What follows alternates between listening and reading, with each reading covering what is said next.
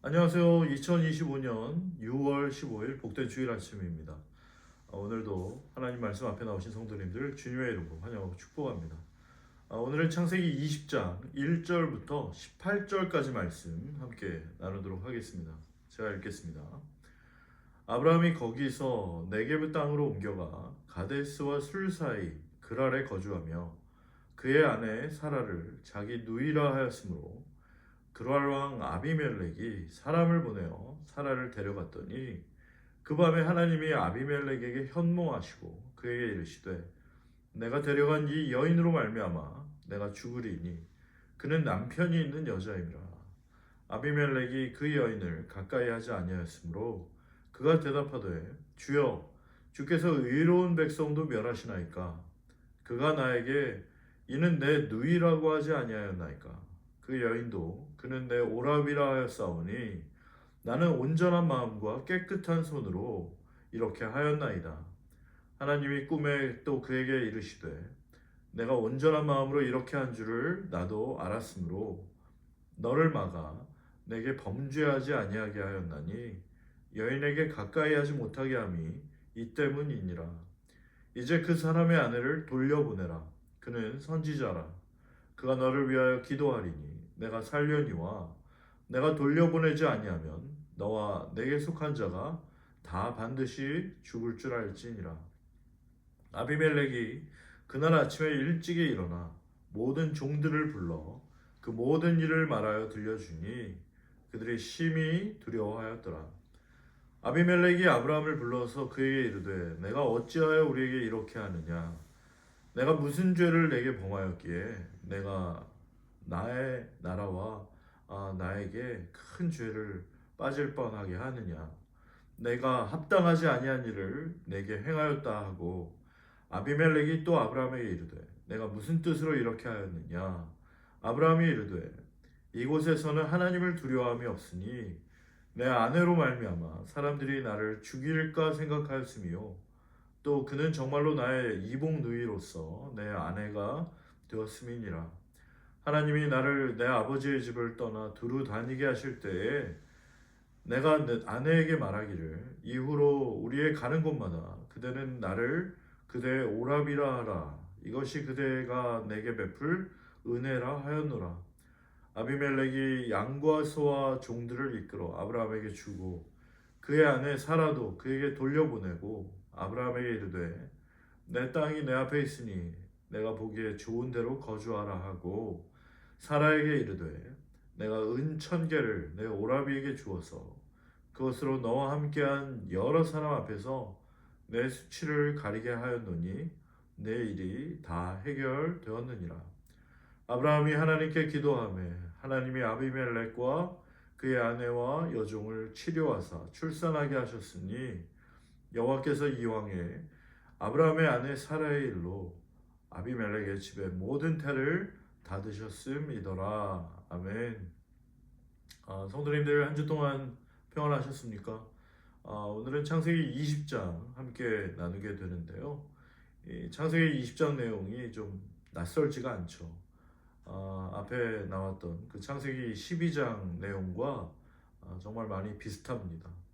아브라함이 똑같은 그 실수 아닌 실수를 이제 반복해서 저지르게 되는 웃지 못할 이야기가 바로 오늘 내용입니다.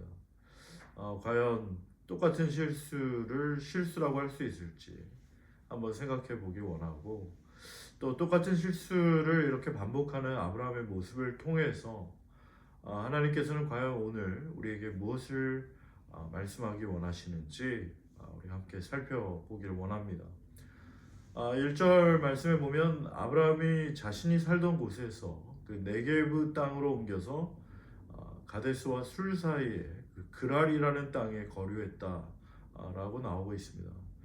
여러분 왜 아브라함이 자신이 살던 곳에서 그랄이라는 땅으로 이사를 갔을까? 성경에는 나와 있지 않지만 어쩌면 앞서 그 19장에 나왔던 그 소돔과 고모라의 멸망을 멀리서 바라보던 그 아브라함의 모습을 생각해 보면 아마도 롯과 롯의 가족들이 그 소돔과 고모라가 멸망할 때 거기서 함께 멸망을 당해 죽었을 거라고 생각하지 않았을까 그런 생각이 듭니다.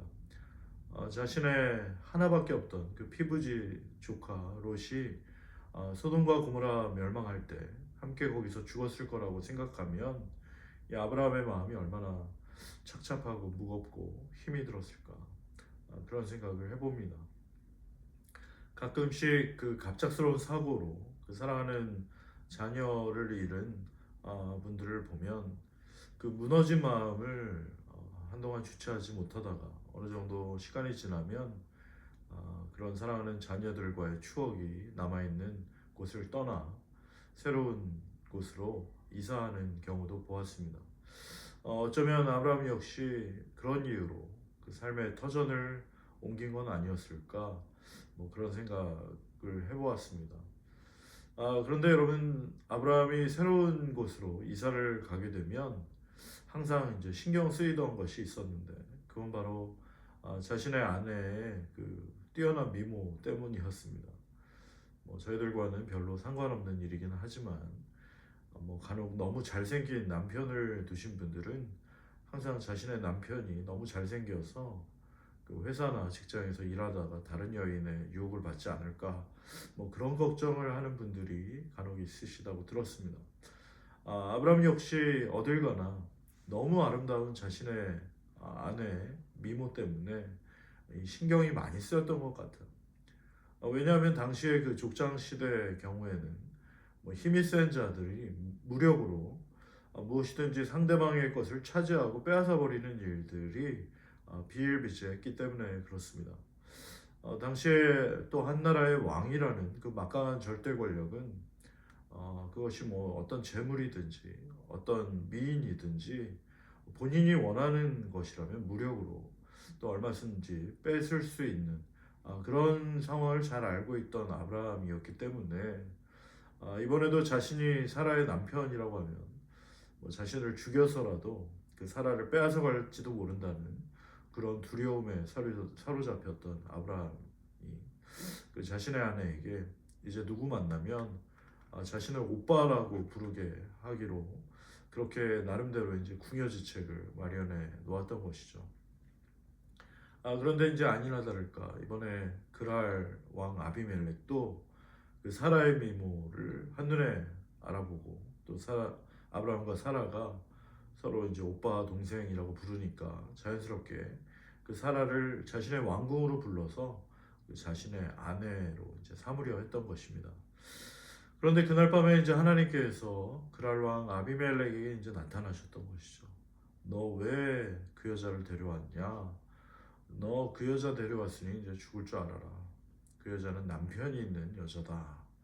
그랬더니 이제 아비멜렉이 깜짝 놀라면서 자신은 너무 억울하다고 이제 말합니다. 아니 아브라함이 그녀는 자신의 시스터라고 했고 또 그녀도 아브라함이 자신의 브라더라고 하지 않았습니까? 나는 온전한 마음과 깨끗한 손으로 이렇게 했다는 것을 하나님도 아시지 않습니까? 저는 억울합니다. 그랬더니 하나님께서 말씀하셨죠. 하나님의 꿈에 그에게 나타나시소서. 내가 온전한 마음으로 이렇게 한 줄 나도 알았으므로 너를 막아 내게 범죄하지 아니하게 하였나니 여인에게 가까이 하지 못하게 함이 이 때문이라. 이제 그 사람의 아내를 돌려보내라.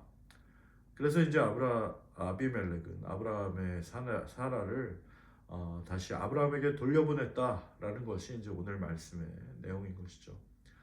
오늘 말씀을 통해서 두 가지를 한번 생각해 보기를 원합니다. 하나는 앞서 언급했던 것처럼 이 아브라함이 지금 자신의 아내 사라를 자신의 누이라고 거짓말한 것이 처음이 아니라 벌써 두 번째인데 이런 똑같은 실수를 과연 실수라고 할 수 있을까? 우리 성도님들은 어떻게 생각하십니까? 사실 처음 아브라함이 창세기 12장에서 애굽으로 내려가서 자신의 아내 사라를 자신의 누이라고 했던 때는 아브라함의 나이가 한 75세 정도였었고 또 아직 하나님에 대해서도 잘 모르고 뭐 한마디로 말하면 아브라함의 신앙이 좀 철이 없던 시절이었기 때문에 뭐 그럴 수도 있겠다 싶긴 합니다. 우리가 좀 철이 없을 때는 실수도 하고 또 잘못도 저지르고 그러지만 다들 그걸 뭐라고 하지는 않습니다. 그래 뭐 다 그러면서 크는 거지. 누구나 실수하며 배우는 거야. 다음엔 그런 실수하지 마라. 뭐 이렇게 너그럽게 이해를 해주죠. 그런데 지금 창세기 20장에서는 아브라함의 나이가 거의 100세가 다 되었습니다. 왜냐하면 다음 주일에 나누게 될 그 창세기 21장에 보면 드디어 아브라함이 이제 아들 이삭을 얻게 되거든요.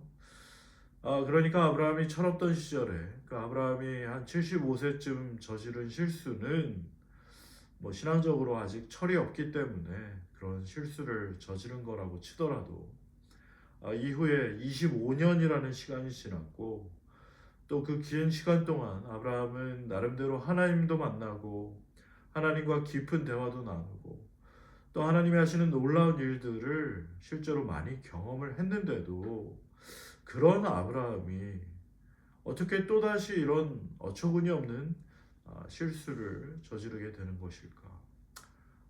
과연 이게 실수라고 할 수 있나? 오늘 본문 말씀 깊이 묵상할수록 그런 생각이 들었습니다. 만일 아브라함이 자신의 인생을 책으로 쓴다면 이런 부끄러운 이야기는 빼고 싶을 아주 부끄러운 이야기죠. 그런 생각이 들고요.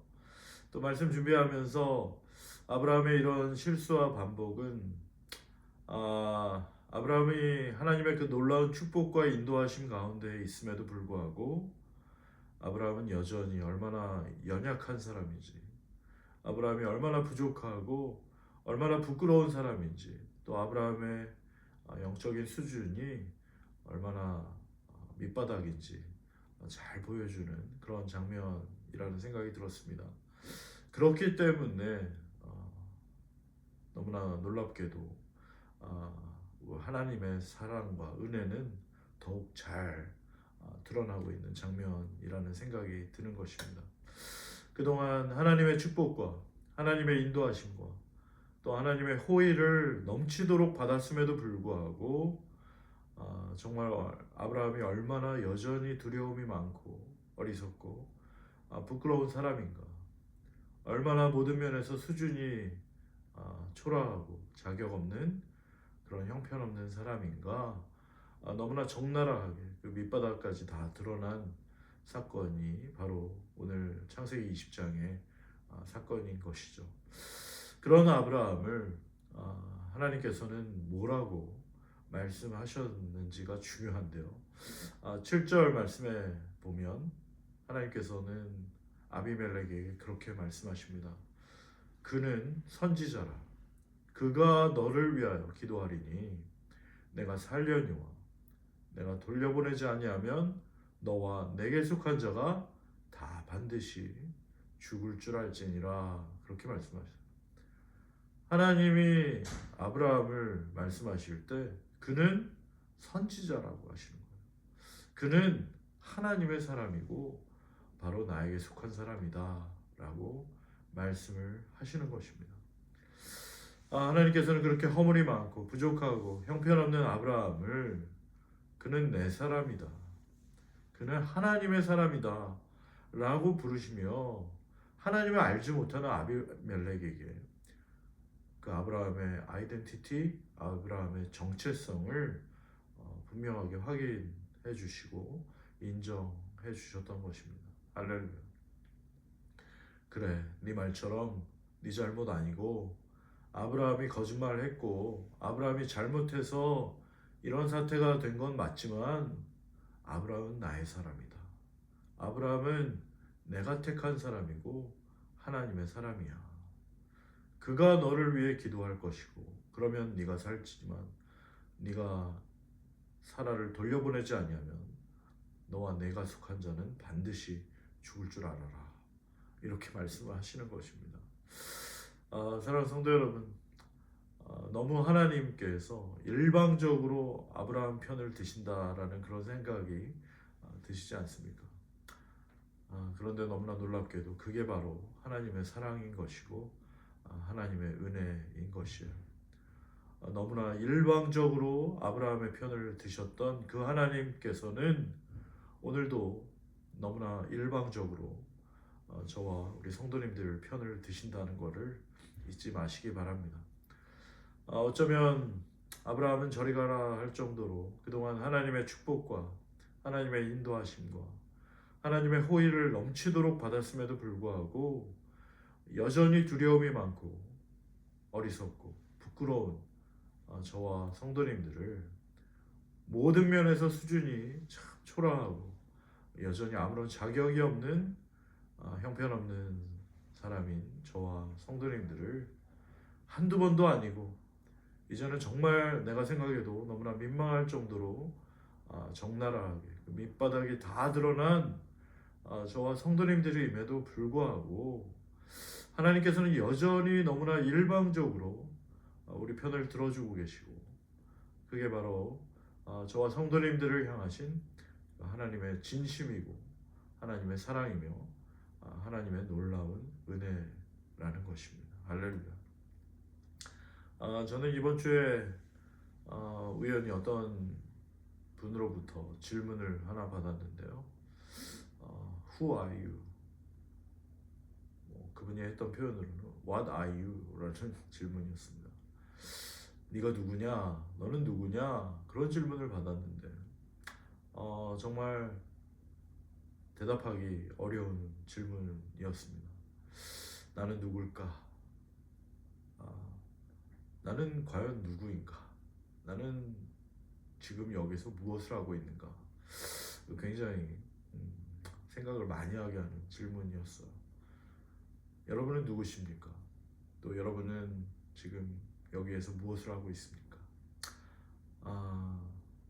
그러다가 제가 어떤 찬양을 한 곡 듣게 됐는데 그 찬양은 온 땅의 주인이라는 찬양이었습니다. 근데 그 영어 제목이 바로 Who Am I? 라는 찬양입니다. 성도님들은 그 찬양 아십니까? 성도님들은 누구십니까? 하나님이 그렇게 일방적으로 편을 들어주시는 저와 성도님들은 도대체 누구인가요? 그토록 반복되는 실수, 형편없는 수준, 또 엉터리 같은 모습에도 불구하고 하나님께서 포기하지 않으시고 계속 붙들어 주시고 인도해 주시고 선한 목자가 되어 주시는 성도님들과 저는 과연 누구입니까? 너무나 부족하고 연약하지만 그런 아브라함을 선지자라고 부르시고 또 하나님의 사람이라고 부르셨던 그 살아계신 하나님, 지금도 우리를 향해 너는 나의 것이고 너는 나의 사람이라고 말씀하시는 줄로 믿습니다.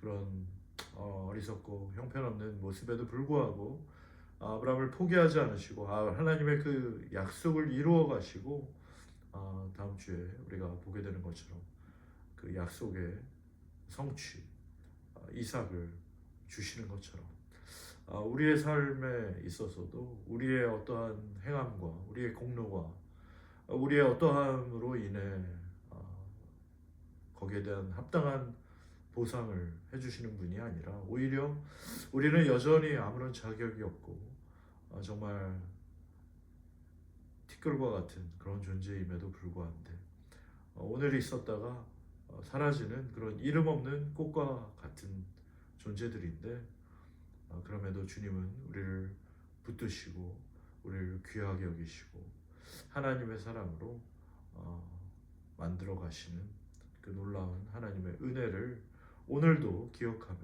그분을 바라보며 그분의 약속을 붙잡고 믿음으로 발걸음을 내딛는 저와 우리 모든 성도님들 되시기를 주님의 이름으로 축원합니다. 우리 이 시간 함께 기도하겠습니다. 지금도 살아계신 하나님 아버지, 아브라함의 이러한 연약한 모습, 똑같은 실수를 반복하고 여전히 두려움에 사로잡혀 어찌할지 알지 못하는 이런 부끄러운 모습을 주님께서는 다 아시면서도 아브라함을 포기하지 않으시고 붙들어 주시고 하나님의 약속을 이루어 주시고 하나님의 사람으로 만들어 가신 것처럼 주님 오늘도 저희들의 부끄러운 모습과 너무나 안타까운 연약한 모습을 다 아시면서도 우리를 포기하지 않으시고 하나님의 약속을 성취하시는 하나님의 뜻을 이루어 가시는 그 놀라운 하나님, 신실하신 하나님, 그 은혜의 하나님을 찬양합니다.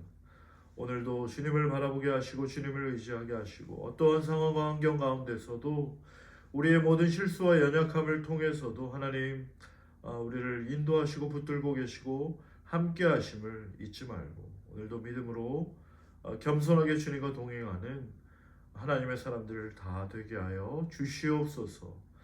오늘도 우리의 삶을 붙드시고 인도하시는 거룩하신 예수님의 이름으로 기도드립니다. 아멘.